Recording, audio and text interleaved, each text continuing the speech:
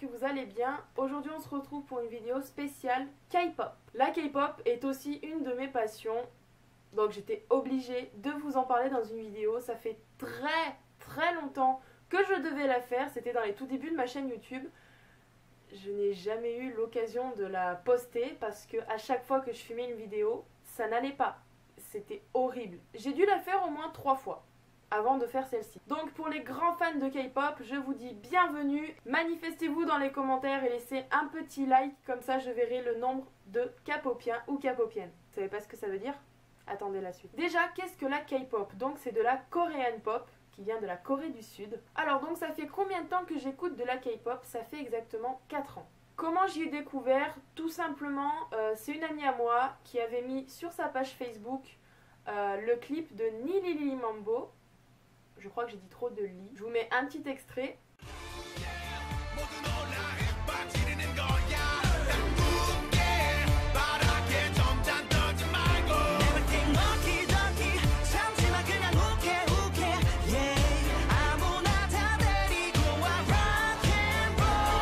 Voilà, donc au début, j'y trouvais complètement naze. J'ai dit c'est quoi ça? C'est quoi ces têtes? Enfin, je comprenais pas. J'adorais par contre le rythme de la musique. Et au fur et à mesure en fait que je la réécoutais, j'ai commencé à adorer et voilà, ça a commencé comme ça. Dans la K-pop, il existe deux types, les boys bands et les girls bands. Personnellement, j'écoute plus des boys bands que des girls bands. Mon groupe préféré est bien entendu Block B, qui a été mon premier groupe découvert. À partir du moment en fait où j'ai vu le clip de Ni Lili Mambo, je me suis renseignée en fait sur ce groupe là, sur le groupe Block B, et j'ai vraiment adoré, je suis tombée amoureuse de ce groupe et du coup bah voilà, j'ai toute leur musique, je les écoute tout le temps et je rêve encore une fois de les voir, mais je ne peux pas. Alors est-ce que j'écoute d'autres groupes? Oui, donc j'écoute un peu du BTS, BIP, Big Bang qui est mon deuxième groupe préféré, NU'EST, The Boss, les Yukis, enfin voilà, j'en écoute un petit peu. Mais je ne connais pas, je ne suis pas aussi accro que Block B, c'est-à-dire je ne connais pas le nom des membres du groupe, sauf pour Big Bang. Et voilà, je n'écoute pas toute leur musique. Alors, dans le langage de la K-pop, nous avons pour commencer les bias. Alors, il y en a qui disent bia, mais moi je dis plutôt bias, à votre guise, ça s'écrit comme ça. Le bias, c'est tout simplement vos chanteurs préférés. Voilà. Vous pouvez en avoir plusieurs dans le même groupe, plusieurs dans plusieurs groupes, c'est vos chanteurs préférés. Donc moi, personnellement, j'ai T.O.P de Big Bang, G-Dragon de Big Bang, B-Bomb de Block B et P.O de Block B. Ensuite, nous avons les ultimes bias, c'est-à-dire votre chanteur préféré, mais vraiment au sommet de tous les autres, il dépasse vraiment tous les autres.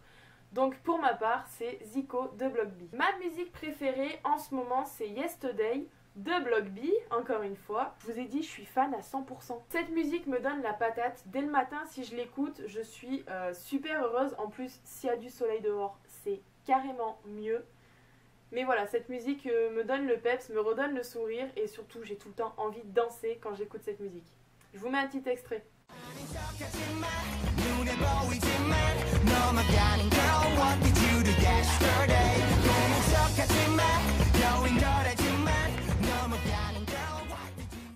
J'en ai quand même une deuxième, mais d'un autre groupe, parce qu'il faut bien avoir d'autres musiques préférées de d'autres groupes.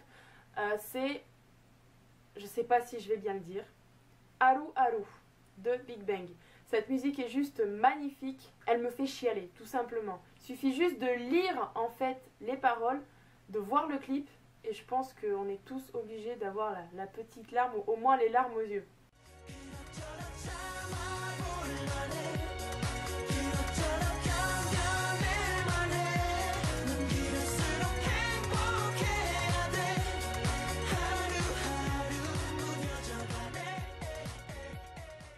Alors niveau concert, il y a de plus en plus de groupes de K-pop qui viennent en France, mais c'est à Paris. Je peux déjà pas aller à la Japan Expo parce que ça coûte cher, alors si je dois payer énormément pour voir un concert, ça me fout vraiment les boules. J'ai loupé en fait 2 fois les Block B.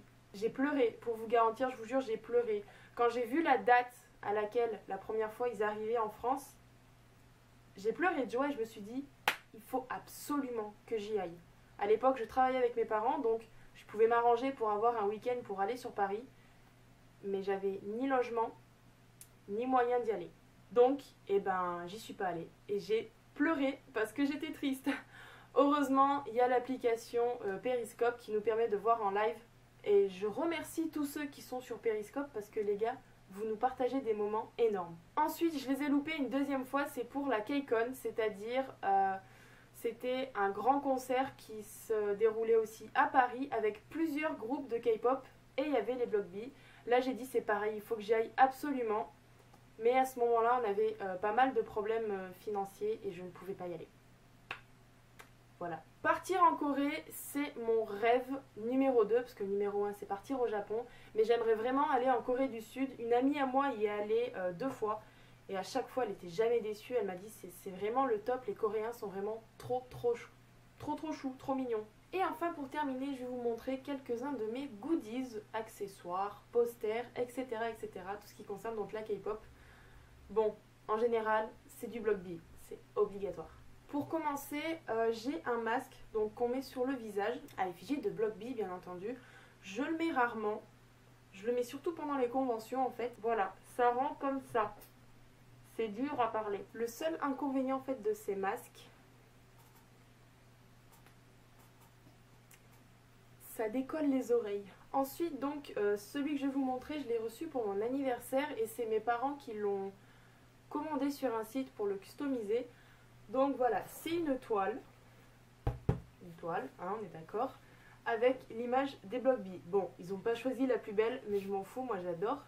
Par contre, il manque quelqu'un en fait sur cette image, il manque un membre du groupe. C'est celui que j'aime le moins, donc d'un côté, heureusement. Mais voilà, moi tant qu'il y a mes chouchous, ça me va très bien. Bon, ensuite, c'est quelque chose que je ne peux pas vous montrer parce que je ne la retrouve plus. C'est une petite trousse en fait noire avec écrit Block B en rouge dessus, mais je sais pas où elle est. Alors donc ensuite niveau vêtements, j'ai un gros pull avec justement le logo de Nilili Mambo. Voilà, il est très grand ce pull. Et il tient chaud. Ensuite donc j'ai un t-shirt avec le même logo, donc Nilili Mambo, et derrière Blockbuster, parce qu'à la base c'est Blockbuster et pas Block B. Mais après, ils y ont rétréci à Block B. Pareil, j'ai cherché partout, mais je le retrouve pas. J'ai un porte-document Block B aussi, que ma petite sœur m'a acheté juste pour me faire une surprise. Mais il est dans les cartons, je crois. En fait, j'ai la moitié de mes goodies, quoi. Pareil, j'ai un sac bandoulière que je ne peux pas vous montrer parce qu'il est dans les cartons.